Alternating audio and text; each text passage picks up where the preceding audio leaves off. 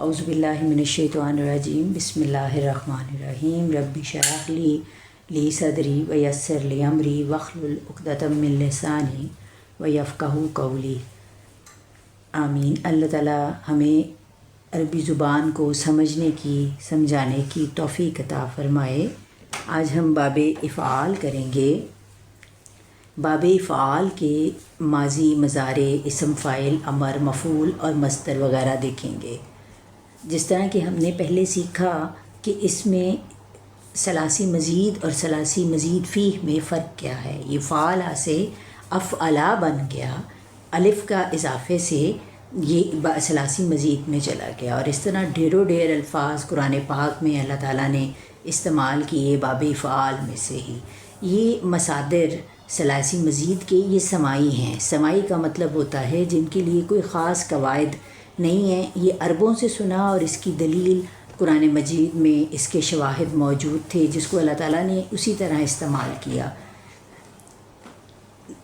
تو اسی طرح ہم اس کو علماء نحات نے اس کے قواعد وضع کیے اور ہم انہیں سیکھتے ہیں۔ ہم پہلے ماضی ہے افعالا، اب یہاں پہ فے عین لام کلمہ ہی میں نے رکھا تاکہ آپ کو آسانی سے سمجھ آ سکے۔ الف کا اضافہ کر دیا، افعالا۔ مضارع ہے اس کا یفعلو۔ اب یہاں پر صرف یہ فرق آ گیا کہ مضارع میں جب ہم اس کا مضارع کی حیت وہی ہے جو کہ ثلاثی مجرد کے مضارع کی تھی، لیکن صرف زیر زبر پیش کی ترتیب بدل گئی۔ اب یہاں پر زبر کی بجائے پیش آ گئی۔ جب ہم ثلاثی مجرد کا مضارع بناتے ہیں تو ہم اس کا مضارع یفعلو نہیں یفعلو بناتے ہیں۔ اب یہاں پر ہم نے اس کو یہ کلمہ جو کہ مضارع کی علامت تھی اس کے اوپر پیش لگا دی، یفعلو۔ اس کے ساتھ ہی ہم مجہول سمجھ لیتے ہیں کیونکہ اس میں بہت تھوڑا سا فرق ہوتا ہے باب افعال میں ثلاثی مزید فی کے مجہول میں اور معروف میں، ماضی میں اور مجہول میں۔ اب ماضی میں یفعلو تھا، مضارع میں یفعلو تھا، اور مجہول جب ہم نے بنایا یفعلو، صرف عین کلمے کی حرکت میں تبدیلی آئے گی۔ یہاں عین کلمہ مکسور ہے، یعنی کہ اس کے نیچے کسرہ ہے، اور یہاں عین کلمے کے اوپر زبر ہے۔ یہ ہم آج سارے اوزان ڈسکس کریں گے اور آپ بڑے دھیان سے اللہ تعالیٰ آپ کو سمجھنے کی توفیق دے۔ اسم فاعل، وہاں پر ہم اس کو فاعل کے وزن پہ کر رہے تھے، ساجد، کارم، شارب، اس میں کر رہے تھے، لیکن اب جب ہم ثلاثی مزید فی میں چلے گئے تو یہاں وزن چینج ہو گیا۔ یہاں مفعل ہے، یہاں یعنی کہ میم آ جائے گا اور عین کلمے کے نیچے زیر آ جائے گی۔ فعل امر کا اسی طرح آخری لفظ ہم ساکن کر دیں گے جس طرح کہ ہم ثلاثی مجرد میں کرتے تھے۔ اسم مفعول، وہاں پر ہم مفعول ہی ہمارا وزن تھا، مشروب تھا، مکروم تھا، مسجود بنایا ہم نے۔ اب ہم نے مفعول، اب یہاں پر صرف فاعل اور مفعول میں زیر اور زبر کا فرق ہے۔ یہاں مفعلن تھا، یہاں مفعول، یہاں میم کے اوپر پیش اور یہاں میم کے اوپر پیش، دونوں، اور عین کلمے کی حرکت کا فرق ہے۔ مصدر افعال، جو کہ ہم یہی باب کا نام ہے۔ اب ہم اس کی تھوڑی مثالیں دیکھتے ہیں۔ جیسے نظرہ تھا لفظ ہمارے پاس، اس نے نظر مانی۔ اب یہاں پر نظر مانی تو ثلاثی مجرد کا لفظ ہے، یہ 3 حرفوں پر مشتمل ہے۔ انذرا، اس نے ڈرایا، قرآن پاک میں بہت زیادہ استعمال ہوا۔ انذرا، اس نے ڈرایا۔ اب یہاں پر ینذرو، وہ ڈراتا ہے، یہ اس کا مضارع کا صیغہ ہو گیا، مضارع پر پیش آ گئی۔ ہم اس کو آگے تفصیل سے بھی دیکھیں گے کہ مضارع پر کس طرح سے پیش آ گئی۔ اب اسم فاعل منذرن، ڈرانے والا، ٹھیک ہے۔ فعل امر انذر، آخری لفظ ہم نے ساکن کر دیا۔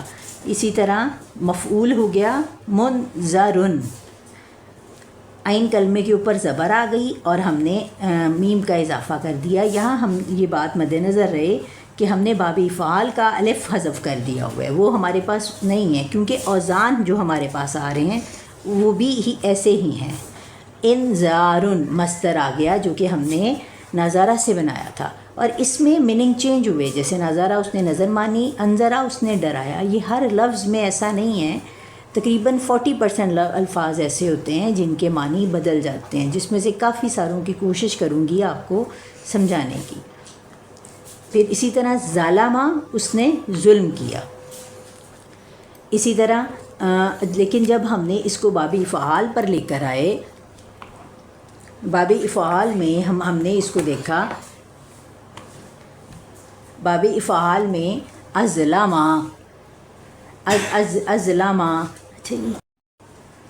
ازلامہ ظالمہ اندھیرا اس نے ظلم کیا، لیکن جب ہم اسے باب افعال میں لے کے آتے ہیں ازلامہ ان پر اندھیرا چھا گیا۔ یہ قرآن پاک میں بھی یہ لفظ استعمال ہوا۔ یظلمو اس کا مضارع ہو گیا، مظلمن اندھیرے میں رہنے والا، مظلمن اسم فاعل ہو گیا، ازلم فعل امر ہو گیا، مظلمن وہ جگہ جو اندھیری ہو یہ اسم مفعول ہو گیا، اظلامن اس کا مصدر ہو گیا۔ اب یہ تھے ہمارے پاس اوزان۔ ہمیں اگر صرف اوزان اچھے طریقے سے ہم سمجھ لیں، یاد کر لیں، اور یہ کوئی مشکل نہیں ہے، ماضی افعلہ کے وزن پہ ہے، مضارع یفعلو کے وزن پر ہے، اس کی انشاءاللہ ہم قرآن پاک سے بھی مثالیں سمجھیں گے۔ مفعلن اسم فاعل ہے، اور یہ ثلاثی مجرد کے تمام ابواب میں، اب ہم جس طرح ہم ثلاثی مجرد میں یہ بات سمجھتے تھے نا کہ فاعل ہی وزن ہے اور مفعول ہی وزن ہے، اس طرح ثلاثی مزید فی میں مفعلن اور مفعالن وزن ہے، اسم فاعل اور اسم مفعول کا۔ مفعلن اسم فاعل ہے، افعل یعنی کہ آخری کلمہ ساکن کر دیں گے وہ اسم فعل امر بن جائے گا، مفعال اسم مفعول ہے، اور مصدر یہ مصدر کے نام۔ اور اکثر ہمیں مصدر دیکھ کے یہاں پر ثلاثی مزید میں معنی کا اندازہ ہو جاتا ہے۔ اللہ تعالیٰ آپ کو اتنی دسترس دے، لیکن مصدر کے اندر معنی چھپا ہوا ہے۔ جس طرح اسی میں ایک لفظ آتا ہے احسنا یحسنو احسان۔ اب احسان مصدر ہمیں بتا دیتا ہے کہ احسنا کا مطلب کیا ہے کہ اس نے بھلائی کی، جبکہ ثلاثی مجرد میں جا کے جب ہم اس کو حسنا حسنا کے وزن پہ دیکھتے ہیں تو وہ اچھا کے معنوں میں آتا ہے۔ اب اس میں ہم دیکھیں گے کہ ماضی ثلاثی مجرد کا اور ثلاثی مزید فی کا کیسا ہوگا۔ جیسے آرزا ہے، اس نے درخواست کی، آرزا اس نے منہ پھیر لیا۔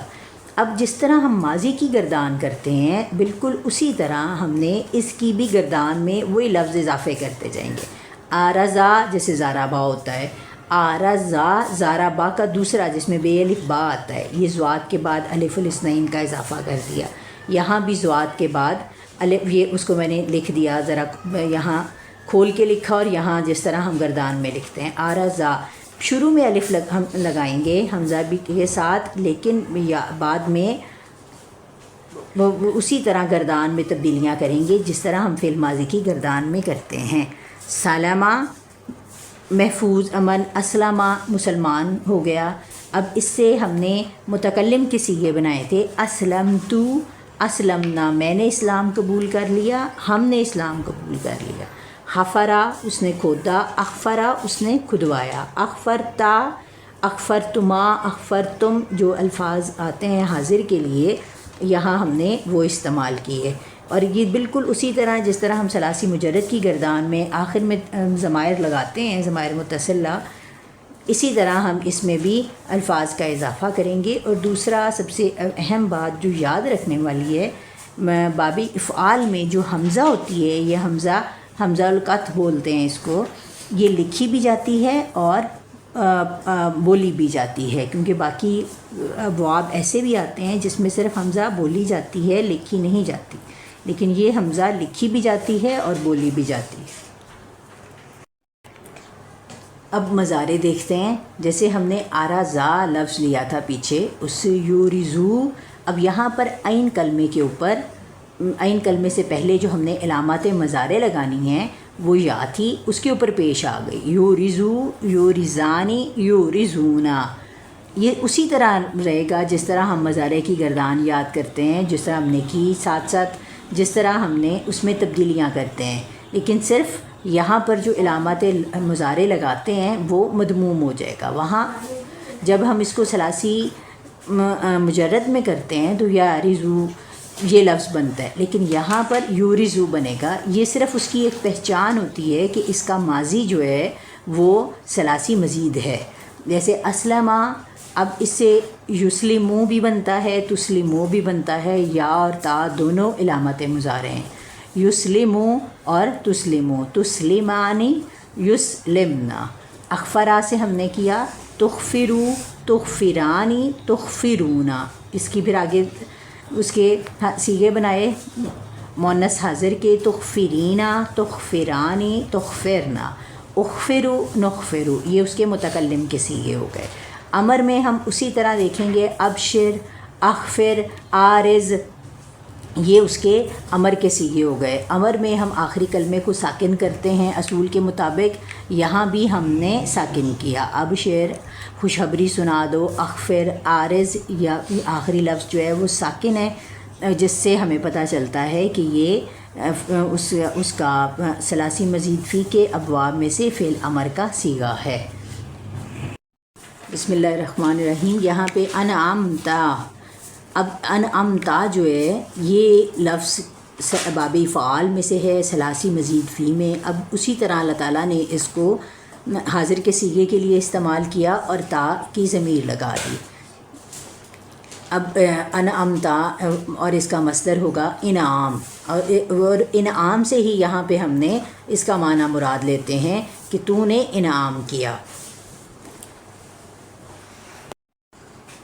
یہاں پر مصلحون، اب مصلح جو لفظ تھا وہ اسلحہ یصلحو سے ہے، یہ اسم مصلحو اسم فاعل ہو گیا، اور اسی طرح مفسدون، یہ مصلحون، اب مصلح واحد تھا، واو اور نون جب لگا دیں تو یہ جمع کی حالت بن جاتی ہے۔ اسی طرح مفسد واحد تھا، یہ واو نون اگر ہم ہٹا کے دیکھیں تو مفسد واحد تھا، اور مفسدون جمع ہو گئی، اس کی واحد یہ اسم ہوتے ہیں، یہ ان کو ہم فعل نہیں گردانتے، لیکن اور اس لیے ان کی واحد جمع تثنیہ اس کی جمع میں ہم اس کو استعمال کرتے ہیں، تثنیہ میں بھی اس کو ہم استعمال کر سکتے ہیں۔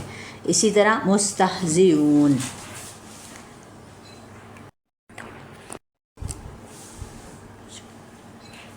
اب یہاں پر اسلم افعالہ کے وزن پر آ گیا، ماضی کا لفظ ہے۔ اسی طرح ازلمو لفظ آ گیا کی، اسلم لفظ آ گیا، اسلم فعل امر کا باب فعال میں سے صیغہ ہے۔ اسلمتو، اسی طرح جس طرح ہم نے انعمتو دیکھا تھا، انعمتو آ گیا، اس میں متکلم واحد متکلم کا صیغہ ہے، قالا اسلمتو لرب العالمین۔